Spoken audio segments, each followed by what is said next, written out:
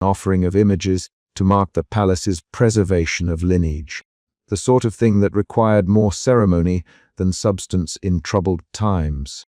The design was modest: a pair of swallows, a thin willow, a small embroidered bird perched as if waiting for wind. Mei Lin knew the ritual language of birds and gardens. She had seen how a swallow's flight could be read as a map of a life, each feather a word. The court expected no miracles in the drawing of such things. They expected propriety. Mei Lin painted with careful, almost studied ordinariness. Her brush moved in strokes the way a person ties their shoes, automatic, disciplined, faithful. Only in a hidden corner near the gilded edge did she allow her hand to dip into the illicit blue she had kept in her sleeve. She mixed it into a thread of wet color so fine it might have been a tear. There was no flourish, no dramatic application. She kissed the pigment into the bird's wing and folded the color inward under a layer of conventional ink. She signed nothing. She left no notes. The painting looked like all others, discipline over show. She could have sworn, just then, that she heard the butterflies in her stomach. She blew on the paint to quicken its drying, convinced that speech had weight. It was a small act, only a breath against a tiny painted wing, and yet beneath her ribs she felt the world as a hinge. The emperor entered with the measured ritual of someone trying to steady the gravity of their own life. He stood before the scrolls with the faint, polite exhaustion of a man who has been asked to be other people's anchor too often.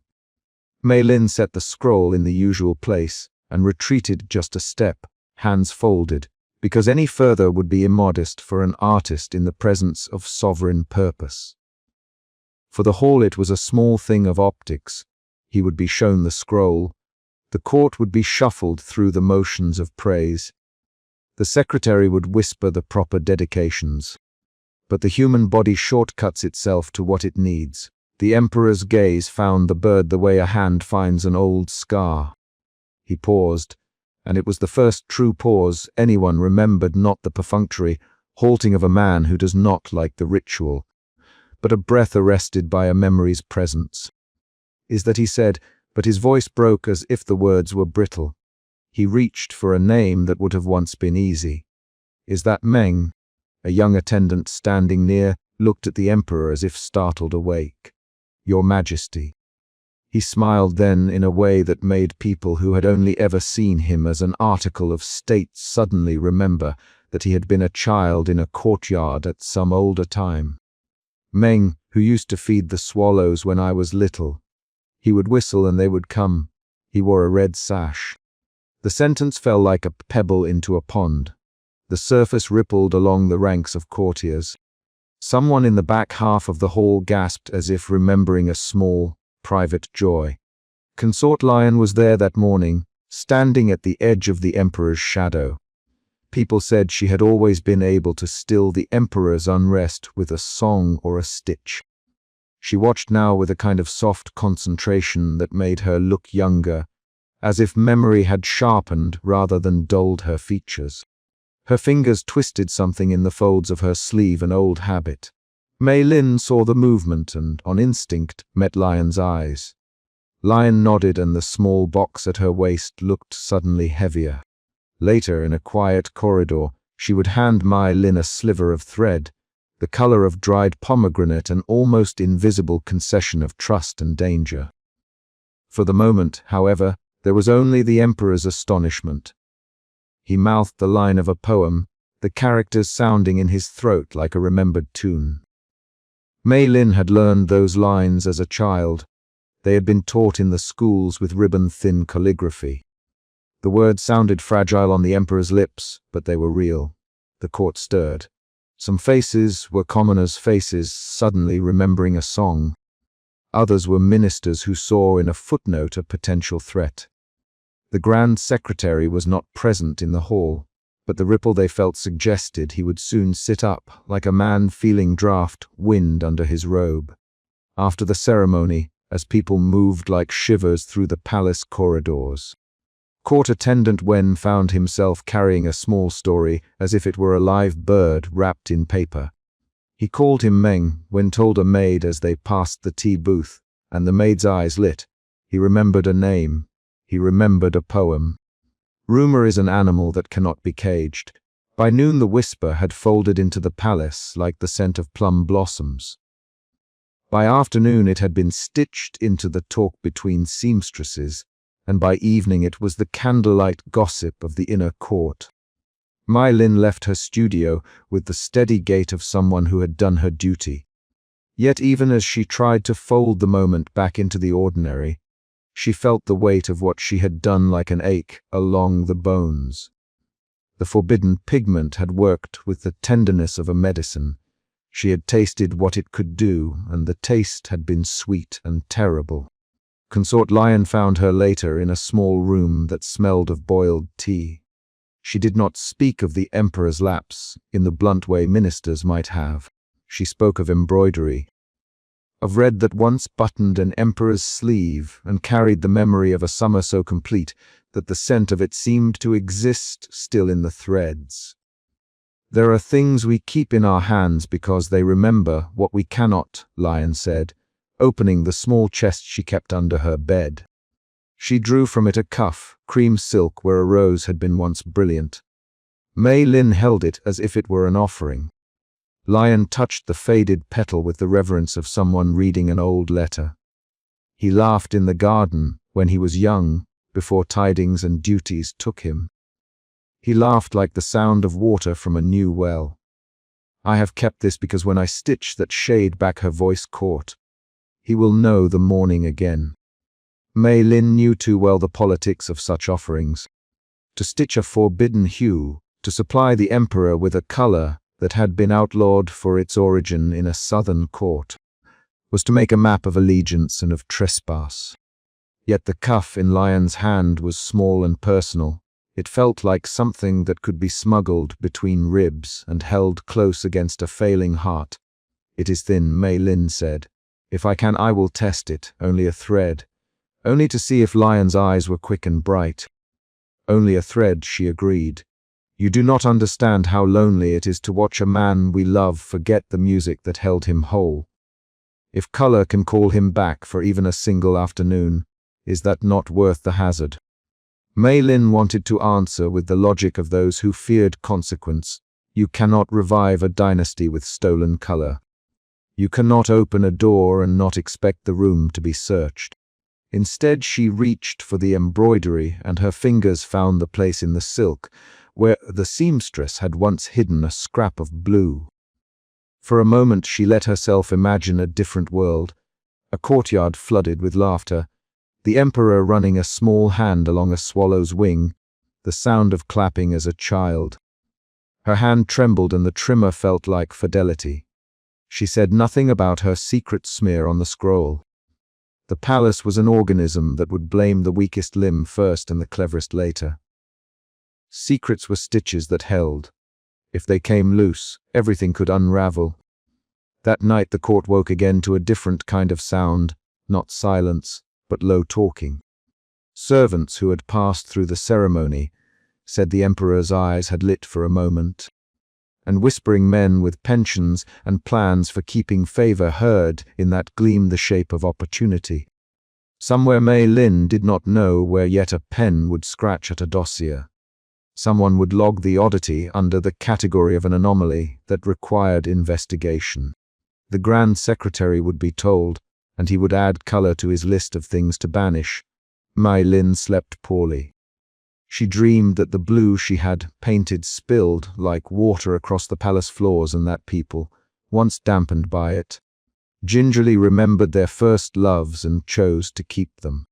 She woke before dawn, hands already itching for the brush. She went to the window and watched the city breathe. On the far horizon, fishermen untied nets as pale as bone from a sea that still kept hints of green. And she thought of the southern ateliers where women ground oars into saucepans worth of blue and kept recipes in song. Their knowledge had been hunted once. Now it moved like the last of a migrating bird, fragile, determined to cross.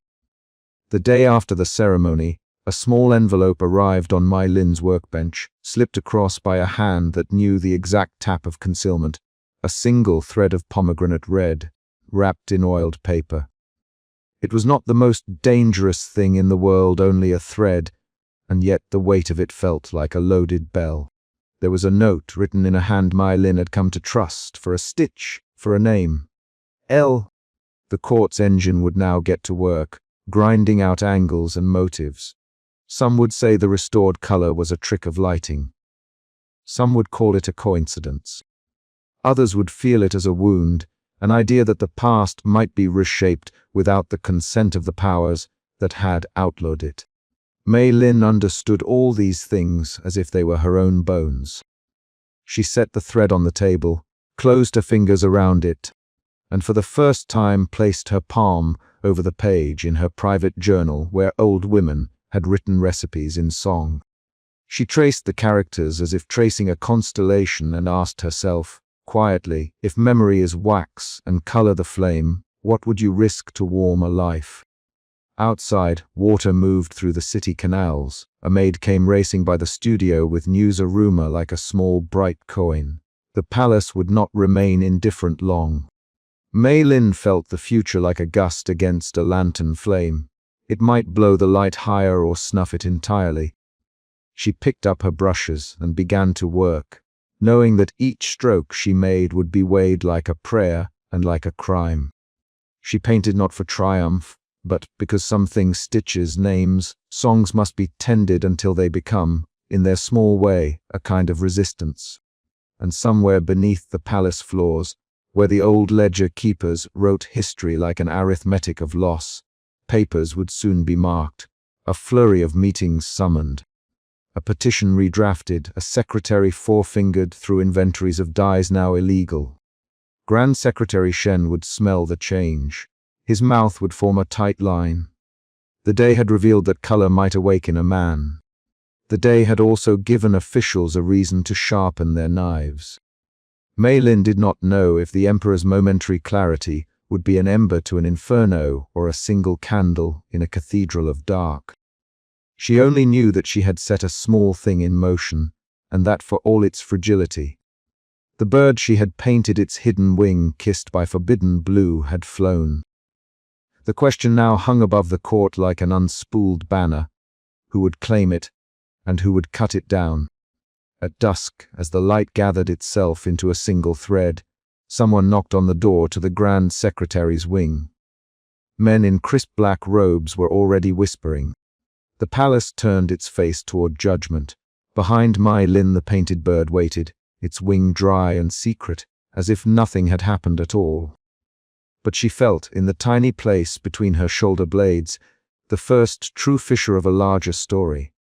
The emperor had glimpsed something of himself. Someone else would soon decide whether the glimpse was worth saving. Mai Lin hunched over her journal and began to write, careful as a person stitching a seam. She recorded what she had seen and what she had done, not in accusation nor in plea, but in a ledger of memory. She sealed it with the smallest dot of blue at the margin as if to mark that memory itself had a color. Outside the palace walls the city moved on. Lanterns winked to life and a child tried to whistle an old tune. In the court, a tide had turned. It had not yet become a flood. But there was a current now that would carry things some bright, some terrible into the hands of men who had long denied the value of what women kept. The hooks of power were already flexed. Mai Lin slept with her brushes pressed to her ribs, and in the morning she would be summoned again, not only as an artist, but as a possible witness to what the world might decide the dying emperor deserved. When she woke, she walked to the hall at the usual hour, and in the anteroom a messenger waited with a sealed paper. The Grand Secretary's hand had a crease in it she had seen before in men who thought they were sculpting history. The letter told her only that she must prepare to present a more finished work. It did not say whether the presentation would be reward or indictment. Mai Lin folded the paper, tucked the blue journal into her sleeve, and stepped forward. The court was already taking measure of itself. The pulse of memory had quickened. How it would be used remained to be seen. The door closed behind her with the precise sound of a world beginning to argue about color. The road out of the capital fell away into a thin country of salt and low sky. Even from the courier's cart, Mai Lin could read the empire's waning in the color of distance. The river that should have been a blue ribbon was a pale thread. The wheatlands shimmered in the same ashen beige that had crept across the palace lacquer. She clutched her satchel of scrolls and the little vial of crushed blue she had kept like a forbidden prayer, and beside her Zhao walked with a gait he denied belonged to age. Scholar Lai Wei, who had argued for the necessity of this journey in a voice that trembled with both bureaucracy and awe, consulted his maps as if a line on a fold would lead them to salvation. They were not the first to seek the pigments. The southern kingdom had been spoken of in the capital with a half-lowered voice and a cigarette of rumor brilliant lapis and sea-born dyes. Ateliers burned, women dispersed. Recipes hidden in the hems of quilts. What brought them was less the romance of origin than the practical arithmetic of color, the forbidden smear on the silk. The way a restored bird on a scroll had made the emperor hum an old lullaby. If one tile of blue could prompt a fallen memory, who could claim stewardship on such alchemy? The temple they arrived at crouched between two salt-encrusted hills, like an old thing waiting to be acknowledged. Its roof tiles, once glazed, were now 1,000 grays. Only in the inner yard did defiant shards of blue survive, in votive plaques cracked around the edges, but firing with a quiet intensity. The women who maintained the kiln moved with a set of small rituals that seemed to have been taught in the first syllables of life. The tilt of the hand when stoking, the breath before the shutter closed, the way a ladle tasted the glaze. They greeted Zhao with a mixture of suspicion and the wary respect reserved for someone who knew how to keep dangerous things alive. Mei Lin watched the first firing through a slit. The kiln voice was a live thing, breath, murmur, the complaint of wood. When the shutter opened, it exhaled a heat that smelled of pine and crushed clay and the sea's iron. A tile, dull and ash-touched upon entrance, emerged with a lap of color that could have been the sky of childhood. Mei Lin felt it like a small electric recall her chest unclenching as if someone had turned on a remembered lamp. The temple women nodded to each other as if nothing miraculous had occurred. For them color was a thing of craft and piety rather than politics. In the kiln's back room Geo spoke with an old woman who kept a ledger of fire cycles and a packet of dried kelp tied with red string. She brought out a narrow bottle no bigger than a thumb. Inside it the residue of a fermented dye slept, a soft green-black that had been coaxed from Siurak and a teaspoon of copper. Her fingers were stained a permanent dun. Her hands had the slow callous of those who coax matter toward beauty. "We feed the colors with the sea and with patience," she said. Her voice had the dry salt of driftwood. "Not every place can do this, only coasts that remember how the tide brings more than fish. There must have been a craft there once." Once, Li Wei unfurled a brittle map and pointed with a finger that trembled as much from memory as age. His ink traced the routes of salt roads and the names of ports now little visited. Some were footnote places, others scars on the coastline where mines had taken their teeth out of the land. "If we follow the tentacles of this reputation," he said, searching for words that would not be overheard, "we arrive at coves where ores were cheap because they were plentiful, and at towns emptied when merchants took more than they could replenish." Marinarin did not arrive with the procession. He met them at the eastern quay as gulls broke the afternoon in slow, tired arcs. His boat rode low and secretive, a skiff painted with care despite the world's grey. He unloaded a cloth-wrapped parcel, or raw and slick with the damp of the sea, and set it forth on a table. "You look for the blue?" he asked, as if it were both accusation and invitation. Sunlight edged the ridges of his face. His hands moved like anchors. Mei Lin lifted the cloth and felt a small, irrational surge of treachery at the sight of the stones. They were not clean like the pigments in jars. They were rough, flecked with salt, and like the sea at evening, a depth that promised more than was given. Jiao examined them, his fingers telling what his tongue could not. Cobalt, but not from the north. Impure, yes, mixed with copper and iron. The southern veins always took the shape of the tide, and told them of ships that once carried these stones like contraband, hidden under bundles of fish and salted silk. He spoke of a cove where men dug with their hands and children sifted the gravel for flecks of something that would fetch a family a better winter. Once there were 5 boats that left the cove every month, he said. Now there is one. The pit floods in the season, and the children have no shoes. He shrugged, as if such arithmetic belonged to the sea's own ledger. The first pit they visited was a hollow in the earth where rain pooled into a green-blue eye. The miners worked like animals that had forgotten to look up, bent, collused, patient in a way that had nothing to do with craft and everything to do with survival. A man whose shoulder had been burned by a flash of blue in his youth scarred the cliffs with a scraped hand. A girl with sunburned cheeks shivered as she sifted.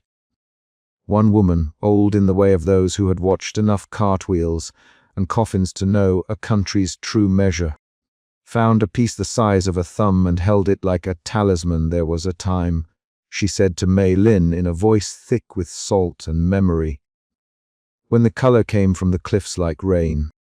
Now we dig and there is nothing but salt. The merchants do not bring back the water the hills need, and the children go hungry, so the jars of blue can be filled for jars that never see this face. Mei Lin looked at the ore in her hand and understood the weight of the woman's words. The stone was a promise and a wound. In the palace, color had become a sacred object, something that could lift an emperor's memory.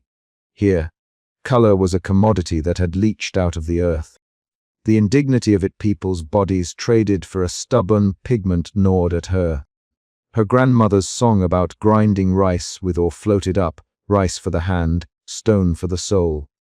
What she had learned as a child had not taught the price fully. At night they camped under a sky that smelled of brine and guano, and Jiao set up a simple workspace. He ground the stones with rice, the old method rice as an organ that soothed the minerals and brought out their temper. The sound of his mortar was a small, rhythmic surrender, a patient grain hitting grain. He explained the temper he wanted: too much salt and the color breaks. Too much copper and it muddies. You cannot force the blue. You have to arrange its grief and let it sing.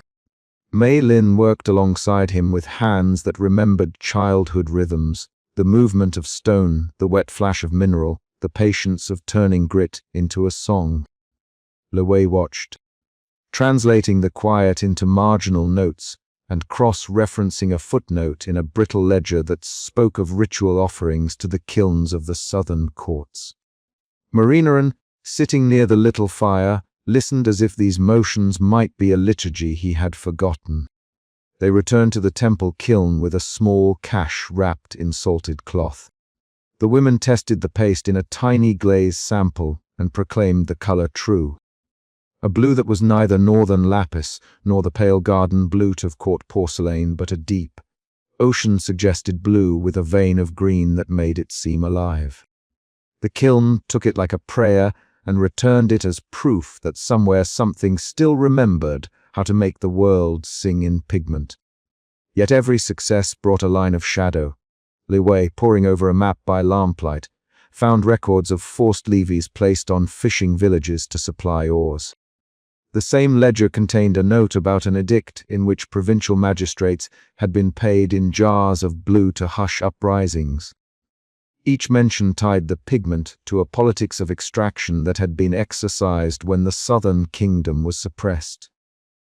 To hold the blue now was to hold a history that smelled of smoke and coarse labor. "We cannot pretend this is only beauty," Mei Lin said one evening, the words falling between the scent of drying glaze and the hiss of cooling tiles. "If we bring color back to the emperor's robes and to his porcelains, who pays for it? The miners. The women who must ferment kelp and risk the magistrate's lash." Gio looked at her as if the question had been a stone thrown into a still pool. All craft takes a world, he said finally. There is always a seam of cost. The choice is whether we bleed the seam dry for one man's memory or find a way to steward what remains. My hands have done wrong by hiding and by saving. I thought secrecy would save the recipes. Now I see secrecy can make the hunger worse. They debated the options. The practical choices were small and particular: to limit the amount they sent to the court, to disguise shipments as medicinal ores, to teach more remote women how to produce morse-dyed cloth with less extractive techniques. Mei Lin proposed something more artful and more dangerous: to reserve the southern blue for small, private acts of restoration, an embroidered cuff. A painted bird on a scroll, not the grand tapestries that would create market demand. If color becomes spectacle again, she said, the cove will be emptied, and the miners will be emptied with it. Li Wei argued with archival thoroughness, there are precedents for sacralizing a craft so that its production is ritual and limited. If the court accepts that pigment is ritual heritage, its flow can be controlled.